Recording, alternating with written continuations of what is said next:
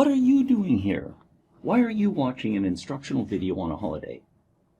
What's that? What am I doing here? I'm always here. Where's here? Here is in the Lightboard studio. What does that look like? Well, let's take a little look. This is the Lightboard. It's a big piece of glass that I write on. The way it works is that hidden inside this aluminum frame are some ultraviolet LEDs. And between the physics and the careful selection of the pens, when I write on the glass, you see in real time what's happening. Who's this? This is my friend. This is Manuel, or Manny for short. Manny the mannequin. Manny is a plastic skeleton that I dressed up in a t-shirt and hat, and I bring Manny in here every day so that I can cross-check the lighting and the focus and make sure that everything is right.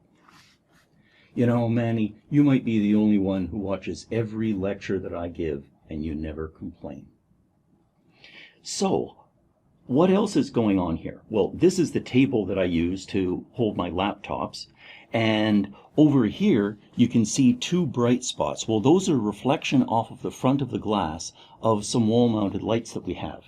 This reflection is off of the other one. So we're using a two-point lighting system that's an approximation to a spot and fill. Up here you can see a bright light above me, and that's a backlight. So what that's doing is it's giving illumination on the back, and then that pops forward, and that's why I appear clearly against this black background. Up here are a pair of microphones that are set in ORTF configuration. They're providing the audio. What you usually see is the result of having focused in carefully. Now, sometimes you'll see that I have PowerPoint that's sitting over top, and it might be something such as this. And the way it works is this isn't projected onto the glass.